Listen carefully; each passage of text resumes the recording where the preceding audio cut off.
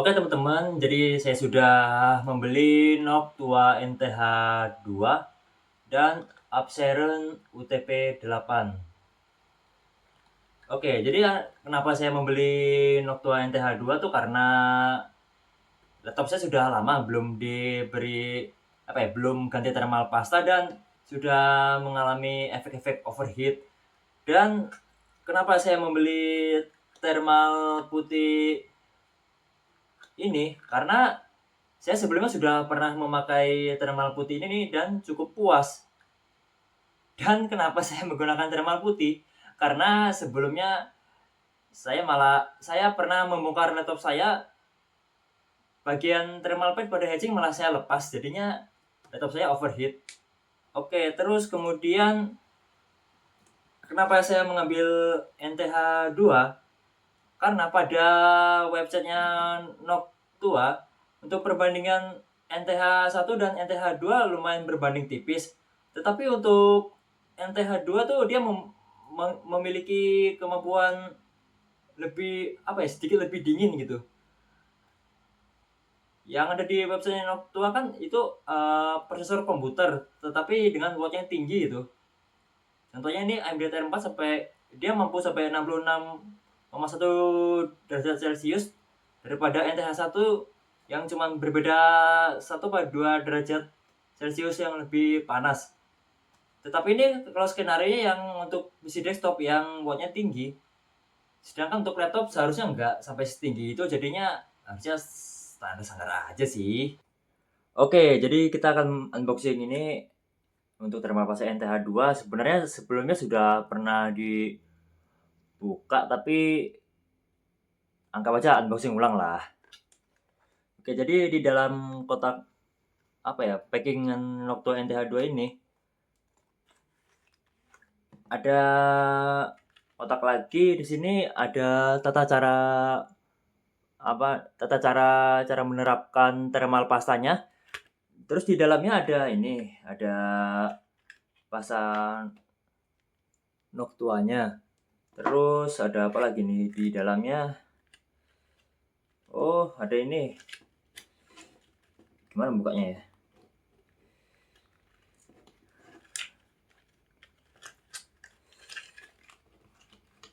Alah, ribet banget. Nah, ada beberapa tisu pembersih pasta.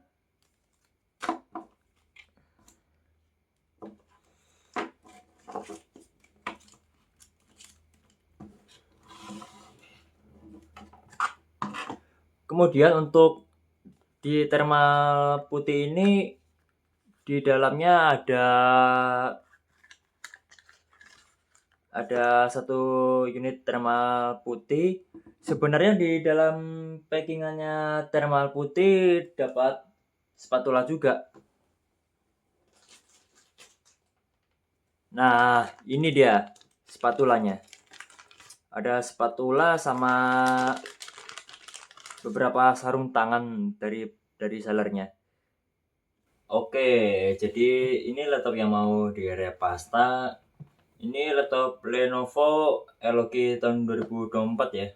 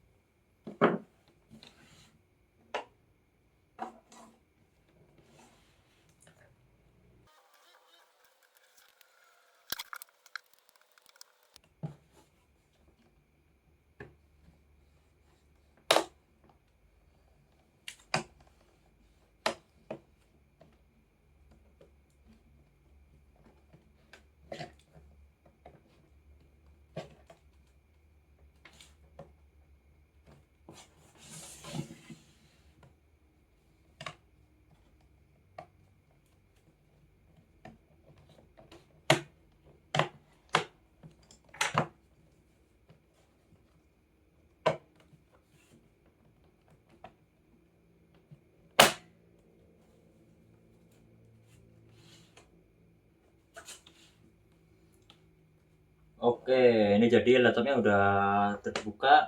Jadi pertama-tama itu soket baterai harus dicopot agar nanti saat eksekusi ini tidak bikin konslet.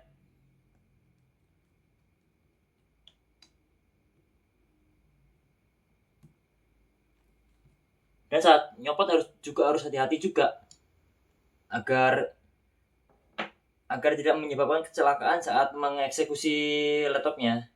Nah, setelah baterai dilepas, langkah selanjutnya kita paksa pancing power agar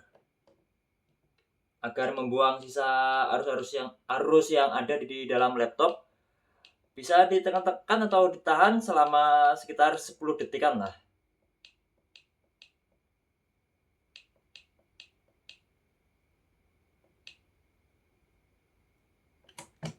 Kalau sudah, untuk bongkarnya dilanjutkan lagi.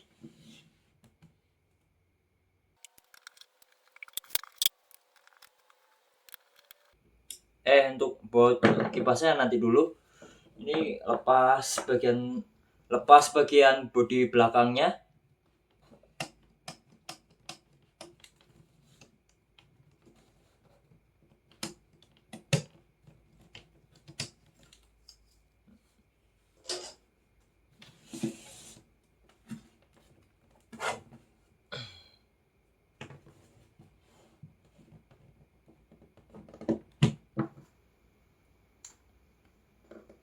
Lepas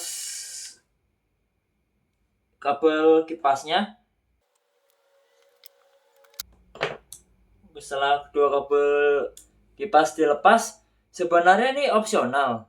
Untuk kabel CMOS boleh kalian lepas atau tidak, tapi saya ingin berjaga-jaga lebih aman, jadi dilepas saja untuk kabel CMOS-nya. Oke, berikutnya lepas baut kipas. Kemudian lepas baut hatching ke motherboard sesuai dengan urutan. Di sini kan ada nih urutan 1, 2, 3, 4, 5. Dilepasnya sesuai urutan ya.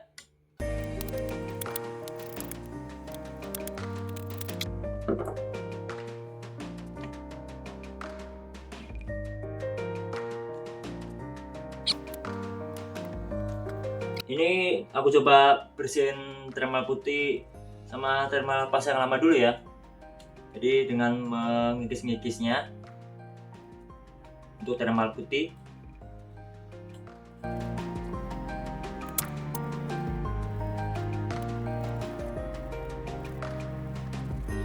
Oh ya teman-teman, untuk disclaimer, untuk kuasnya ini pakai kuas halus ya, yang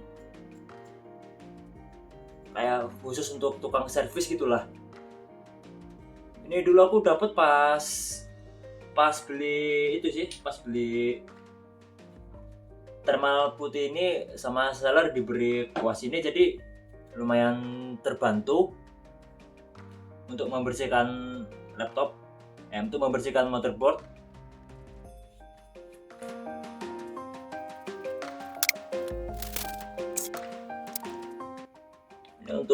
Ini untuk pembersihan pasta lamanya, jadi pakai alkohol. Di sini saya menggunakan alkohol luka yang standar lah, yang 70%. Atau mungkin kalian punya yang lebih bagus lagi gitu, boleh dipakai.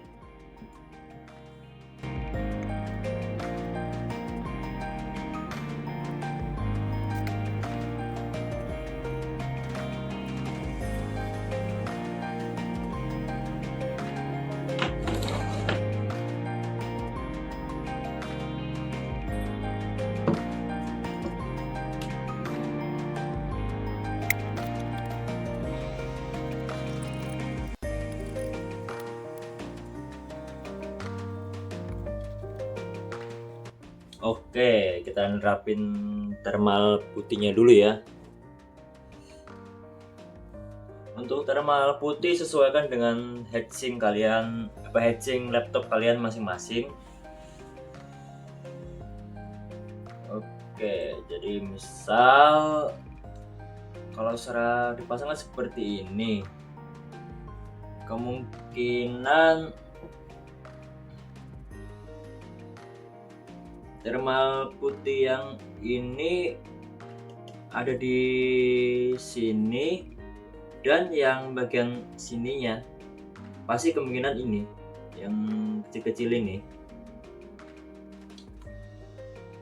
Terus untuk ini harusnya bagian sini, dan bagian sininya harusnya bagian sini.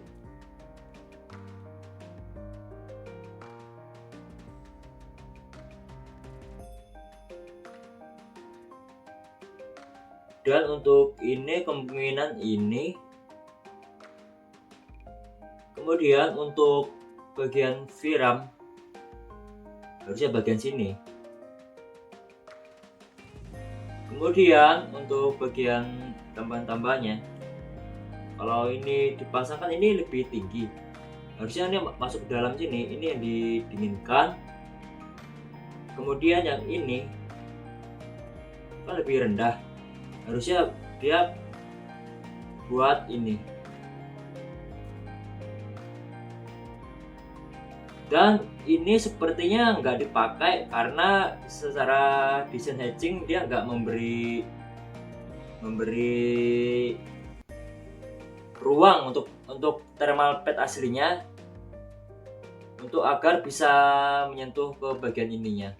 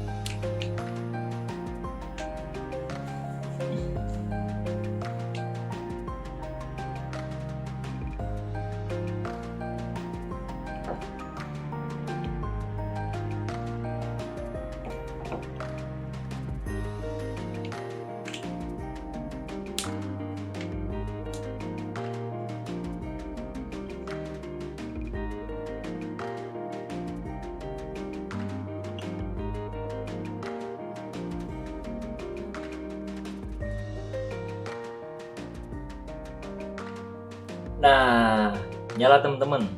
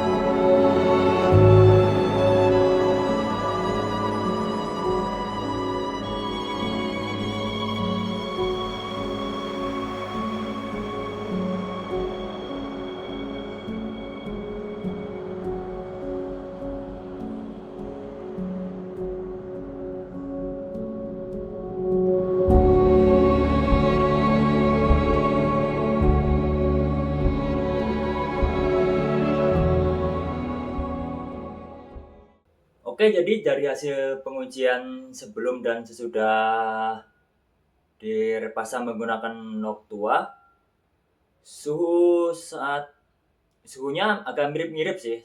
Tetapi untuk clock di GPU dia berhasil stabil di angka yang maksimal, di angka maksimal dari GPU tersebut. Namun untuk CPU masih tetap saja mengalami thermal throttling sih. Mungkin karena laptop saya kurang begitu bagus untuk pembuangan anginnya atau airflow-nya yang agak kurang baik. Kemudian untuk karakteristik thermal pastanya saat saya mencoba tadi itu dia sifatnya lebih kental itu. Saya harapkan semoga-moga nggak terjadi pump out dengan lebih cepat